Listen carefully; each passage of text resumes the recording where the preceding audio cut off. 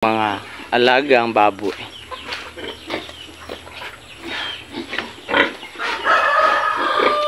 So to ara no, si Ibana number 2. Hello. So mag 1 month iyang pagbuntis no, gikan pag AI karong January 26. So karon January 21, so 5 days na lang mag 1 month na. Then si Ibana number 1 nga mga nakay no, 12 days to go, mga anak na siya.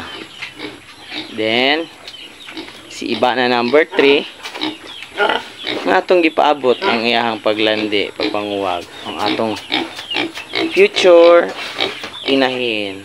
So, hello. Yes, kain na ta karon ha. Good day mga ka-BF.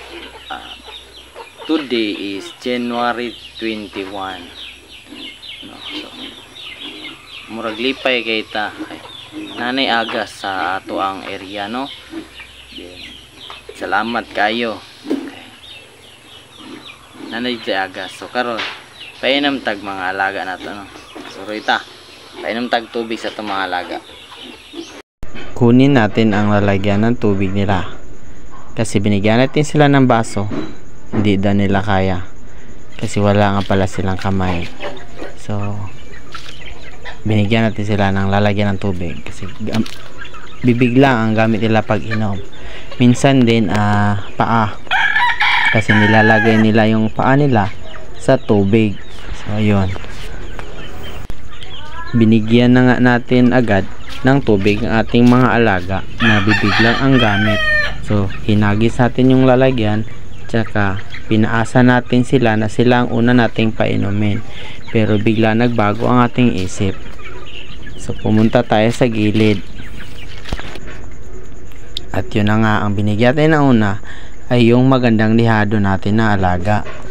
Pangalawa ay yung pangalawang magandang lihado na ating alaga. So napakabilis pala itong pumalo kasi binilihan ko sila ng artificial or puppet na manok. Sinubukan ko kung mabilis ba silang pumalo. Ang bilis talaga. So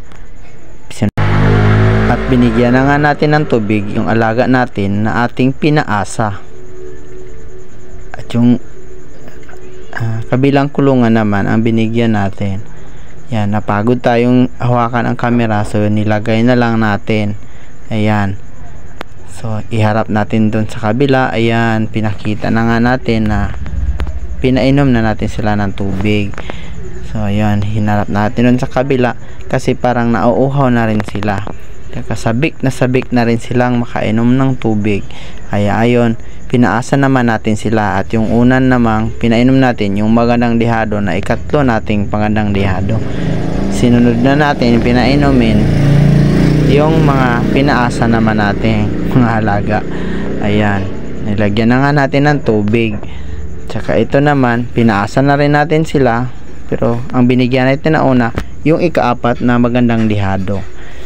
Tsaka nga, nahuli na nga natin binigyan itong ating mga alaga na ating pinaasa. Ayan, pinasok na natin yung lalagyan, tsaka nilagyan ng tubig. Ayan, so pasensya na po sa pag-asa. Ayun na nga, tapos na nating bigyan sila ng tubig. Ayan.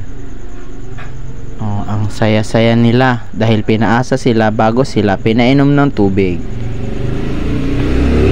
At pinakain nga din pala natin ng ating mga sisiw. So, ayan, binigyan natin sila ng pagkain. So, ganyan ba talaga ang outfit sa bintong farming? So, ganyan talaga ang outfit sa bintong farming. Kailangan po nating makaboots kasi yung tsinelas na ginagamit natin sa paglalakad kung saan saan baka makadala ng kung ano-anong mikrobyo o bakterya sa ating farm. So kailangan nating magpalit talaga ng boots pagdating natin sa farm, kasi na-trauma na po ako